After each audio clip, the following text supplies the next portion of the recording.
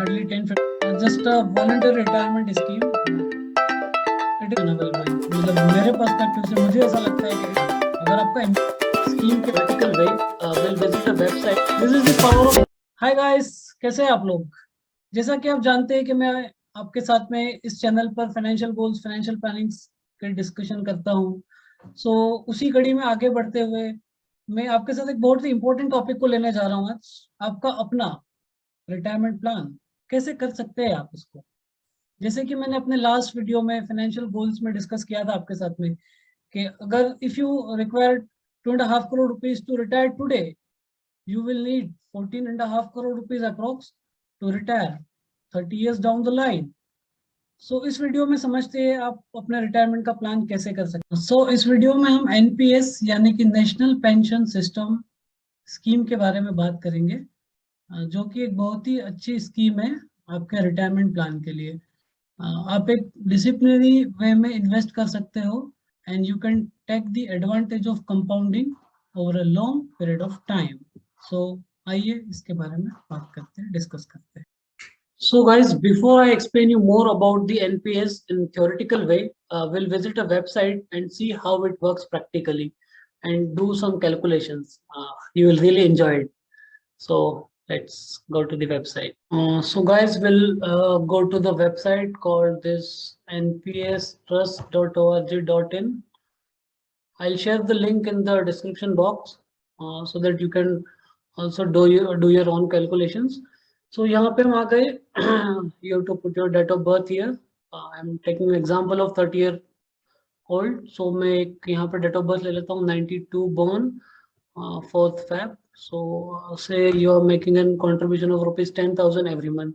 So अगर आप 10,000 रुपये कर रहे हो, you are 30 years of age and you are making contribution till the age of 70, मतलब आप 40 साल तक contribute करते हो, expected rate of return आपका 10% है, एन्यूटी यानी कि इतना पोर्शन जो है आपको जब कॉर्पस आपका पूरा बन जाएगा से एट द एज ऑफ 70, सो आपको इतना पोर्शन पेंशन के रूप में लेना पड़ेगा, मतलब इतना पोर्शन आपको इंश्योरेंस कंपनी को देना पड़ेगा जिसमें से आपको पेंशन मिलेगी हर साल।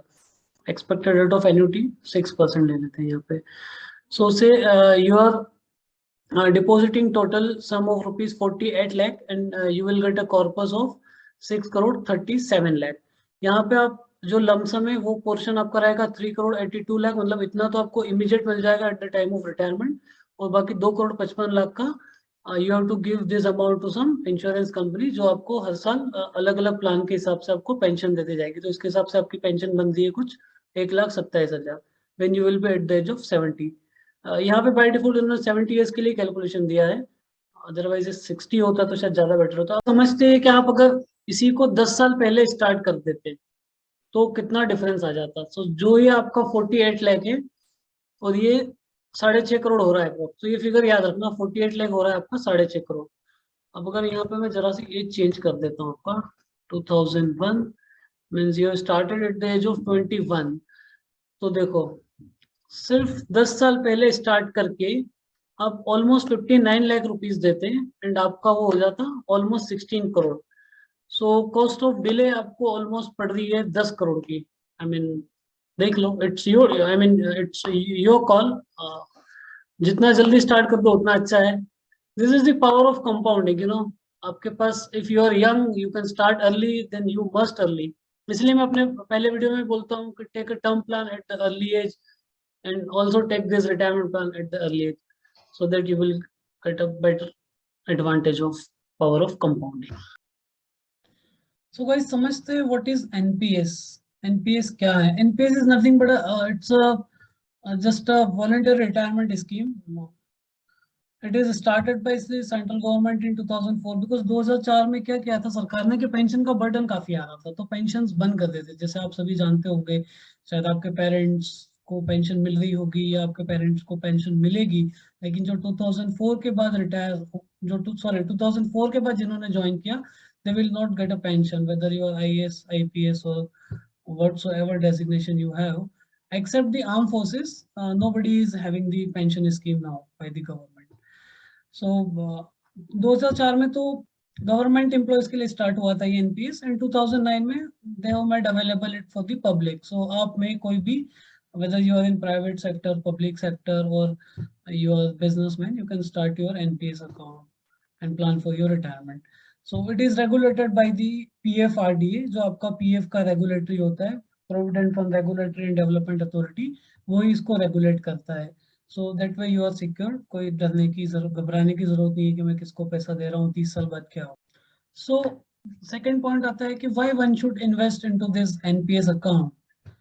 So सिंपल सी बात है कि आज आप हम अच्छे हैं, हमारे हाथ पैर चल रहे हैं, तो हम we can generate income, we can generate money, but at the age of 60-65 we may not that efficient as we are today. So that's why we need to generate a regular income post retirement. So that's why you should invest into NPS account. Second point है, it's the best long term investment option available. मतलब मेरे perspective से मुझे ऐसा लगता है कि is the best investment option available because PF, PPF या LIC या आप जो भी कुछ ले लो, it can beat the return of all these things, and it is that much secure also. So you should open NPS account. Third point, you can get a tax deduction, of course. 80C में you can claim 1.5 lakh rupees, and over and above that 1.5 lakh, you can additionally claim 50,000 rupees into 80CCD. And the last point is, we cannot depend on our children's income. पता नहीं 25-30 साल बाद वो कहाँ होंगे, हम कहाँ होंगे. So that's why we have to plan for our own retirement, right? Next is who can open NPS account. So this Indian citizen between age 80 to 70 years of age can open this NPS account. This NRI can also open this account subject to FEMA rules and other some foreign country, I mean other some rules all applicable. तीसरा business professional कोई भी open कर सकता है, इसको कोई दिक्कत नहीं है. HUF firm cannot open because it is for specifically for individual only. Joint account can not be open. आप चाहो कि भाई मेरा और मेरी वाइफ का दोनों का खोल दो, तो वैसा नहीं है, आपका अलग होगा, वाइफ का अलग होगा, बच्चों का अलग होगा. Next point is how to open NPS account. So online mode से कर सकते हो, ऑफलाइन मोड से कर सकते हो आप ओपन. ऑनलाइन मोड में you can visit this enps.nsdl.com.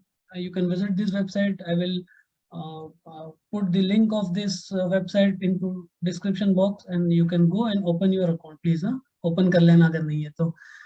And offline तो आप किसी भी इनका पीओएस सेंटर होता है, वहां पे जाके ओपन कर सकते हो, लाइक किसी भी बैंक्स में या ब्रोकर्स के साथ में. You can open this account who are appointed by the PFRDA. Type of NPS account. जब आप एनपीएस अकाउंट ओपन करते हो, ये मुद्दे की बात है जैसे मेनली, तो इसमें टीयर 1 और टीयर 2 दो अकाउंट होते हैं. टीयर 1 अकाउंट जो होता है वो मेनली पेंशन के लिए होता है, और हम पूरा हमारा जो वीडियो का फोकस है वो टीयर 1 अकाउंट पर ही रहेगा. टीयर 2 के बारे में हम ज्यादा बात नहीं करेंगे बिकॉज वो टीयर 1 में ही आपको सारे डिडक्शन सारा सब कुछ मिलता है. टीयर 1 ही आपका एक्चुअली रिटायरमेंट अकाउंट है, पेंशन अकाउंट है. सो टीयर 1 अकाउंट जो होता है आपका, इट्स एन पेंशन अकाउंट. दूसरा है ये जो टीयर 2 हो गया, ये आपका इन्वेस्टमेंट अकाउंट हो गया. आपको अगर शॉर्ट टर्म के लिए लग रहा है कि यार अभी मार्केट गिरा हुआ है, मैं थोड़ा पैसा डाल देता हूँ, या मार्केट अच्छा बढ़ेगा मैं पैसा डाल देता हूँ, आपको एक्सपेक्टेशंस है, या आप इक्विटी में नहीं और डेट में डालना चाहते हो, या जो भी आप जैसे म्यूचुअल फंड में डालते हो, तो वैसे आप टीयर 2 में डाल सकते हो. उसमें कभी भी विड्रॉ कर सकते हो, कभी भी डाल सकते हो, इसमें कोई रेस्ट्रिक्शंस नहीं है ज्यादा. टीयर 1 जो हो गया वो लॉन्ग टर्म होगा, जैसे मैंने आपको बताया, because it's your pension account, it's long term account, that's why it's a short term one. Tax benefit जो भी है आपको सारे टीयर 1 में ही मिलेंगे, लाइक 1.5 लाख रुपीज का आपका एटीसी में और 50,000 आपका एडिशन. इसमें कोई टैक्स बेनिफिट नहीं मिलेगा आपको. इट इज नॉट फ्लेक्सिबल, जैसे कि ये सिंपल सी बात है, it's not flexible, that's why it's a pension account. अगर फ्लेक्सिबल रहेगा तो हम कभी भी निकाल लेंगे, उसकी कोई अहमियत ही नहीं रह जाएगी. एंड ये फ्लेक्सिबल है काफी, जब आपका मूड हुआ थोड़ा सा बढ़ गया निकाल लिया, थोड़ा सा बढ़ गया डाल दिया, कम कर लिया, जो भी आपको करना you can do so. Portfolio fund managers. अब जब आप टीयर 1 और टीयर 2 अकाउंट ओपन करेंगे, या जो आप हम फोकस करते हैं सिर्फ टीयर 1 के ऊपर ही, तो जब आप एनपीएस अकाउंट ओपन करते हैं तो you have to choose the fund managers. So ये सारे जो 7 फंड मैनेजर्स यहाँ पे अवेलेबल है, LIC, UTI, SBI, HDFC, Kotak, Aditya Birla और ICICI प्रूडेंशियल. तो इन 7 में से आपको कोई भी फंड मैनेजर चूज करना पड़ता है, और वो आपका फंड्स देखते हैं कि आपको कैसे क्या आपका फंड अलोकेट करना है based on the scheme you choose and all this. Asset allocation. अभी जब आप फंड चूज करते हैं, फंड मैनेजर आपने जैसे चूज कर लिया, तो उसमें क्या होता है कि उनको आपका पैसा अलोकेट करना है। तो अब आप रिस्क टेकर इन्वेस्टर हो या रिस्क एवर्स इन्वेस्टर हो, आप किस टाइप का नेचर है, आपकी एज क्या है, कुछ पैरामीटर्स होते हैं उनके, कुछ फैक्टर्स होते हैं जो उनके इन्वेस्टमेंट के लिए they have to see all this things. So उसमें डिफरेंट एसेट क्लास में वो आपका पैसा over a period of 25-30 years, जब तक आपका रिटायरमेंट प्लान आप करते हो तब तक वो इन्वेस्ट करते हैं। सो असेट क्लास क्या क्या है, असेट क्लास में हम समझ लेते हैं। इक्विटी होता है, तो जो आपका डायरेक्ट पैसा शेयर मार्केट में इन्वेस्ट होता है। दूसरा हो गया आपका गवर्नमेंट सिक्योरिटी। अच्छा, आपको बता दूं पहले कि equity is comparatively risky than this other investment, या अदर और आगे बात करेंगे, लेकिन equity is comparatively risky because share market you all know के काफी फ्लक्चुएटिंग रहता है, but over a long term period of time अगर ये रिस्की है तो इसका रिटर्न भी इतना ही अच्छा होता है। Government securities, it is RBI bonds and other government securities में आपका पैसा इन्वेस्ट होता है। कॉर्पोरेट बॉन्ड्स, जो भी कॉर्पोरेट होते हैं उनको जैसे जैसे पैसों की जरूरत है तो they issue debentures and your fund manager invest into that government security. Government security is a fully secured kind of thing. It's very less, I mean low risk बोल दो या इसको zero risk भी बोल दो तो कोई गलत नहीं होगा। Government bond, corporate bond is bit risky compared to this, and alternate class of asset, it is high risky, I'll say, because इसमें गोल्ड में हो सकता है आपका पैसा इन्वेस्ट, या आपका पैसा रियल एस्टेट में इन्वेस्ट हो सकता है, या और भी other asset class, they have defined everything. So ये असेट अलोकेशन हो गया आपका, कैसे कैसे होगा। अब हम इसमें समझते हैं कि आपको क्या क्या चॉइस अवेलेबल है। जब आप एनपीएस अकाउंट ओपन करते हैं तो इसमें आपको दो चॉइस अवेलेबल होती है, active choice and auto choice. Active choice क्या होता है कि आप खुद एक्टिवली चूज करते हो अपने पोर्टफोलियो को, कि आपको अपना पोर्टफोलियो कैसे डिजाइन करना है। लाइक मुझे इक्विटी पता है, इक्विटी में पैसा बनता है, तो यार मैं इक्विटी में ज्यादा पोर्शन लूंगा, मैं रिस्क टेकिंग इन्वेस्टर हूँ से, सो मैं अपना पैसा ज्यादा से ज्यादा इक्विटी में डालूंगा। सो दे हैव डिफाइन कि अगर आपकी एज इतनी है and if you are risk taker investor, so you can invest maximum in equity up to this certain percentage of fund. फिर कॉर्पोरेट बॉन्ड्स और गवर्नमेंट बॉन्ड में तो आप 100% कर सकते हो, और उसके बाद alternate investment, since it is very risky, so उसको भी कुछ परसेंटेज उन्होंने दिखाया। आइए समझते क्या है वो। एक्टिव चॉइस में देखते हैं, you can make your own asset allocation. Maximum equity जो आपको 75% तक दी गई है 50 साल तक। सो अगर मैं जैसे 30 का हूँ तो मैं 50 साल तक, मतलब अगले 20 सालों तक मैं अपने, अगर मैं 10,000 रुपये महीना डाल रहा हूँ तो 7,500 रुपये में इक्विटी में डालने को बोल सकता हूँ, बाकी के 2,500 में कैसे भी वो डाले कोई दिक्कत, मतलब वो भी मैं चूज कर सकता हूँ। लेकिन मैक्सिमम में अगर मैं एक रिस्क टेकर इन्वेस्टर हूँ तो I can choose that option. Maximum exposure to C and G means corporate bond and government security. अगर इसमें आप चाहे, आपको बिल्कुल भी रिस्क नहीं लेना है तो आप 100% तक इसमें चूज कर सकते हैं। एंड उसके बाद maximum exposure to alternate asset class, तो इसमें आपको मैक्सिमम 5% ही दिया है। ऑटो चॉइस में क्या है कि उनका खुद का डिफाइन है, तो उसमें जैसे aggressive lifestyle, moderate and conservatism, तो उसमें अलग अलग दे हैव डिफाइंड एंड उसके हिसाब से उन्होंने सेट किया है। तो आपकी एज के हिसाब से आपके जैसे जैसे रिस्क एपेटाइट कम होते जाता है तो इक्विटी का पोर्शन कम करते जाते हैं, और गवर्नमेंट सिक्योरिटीज और कॉर्पोरेट बॉन्ड का पोर्शन बढ़ाते जाते हैं। तो इसमें भी अगर आप एग्रेसिव चूज करते हो तो शायद 35 ईयर्स तक वो इक्विटी में ज्यादा पोर्शन डालते हैं और उसके बाद कम करते जाते हैं।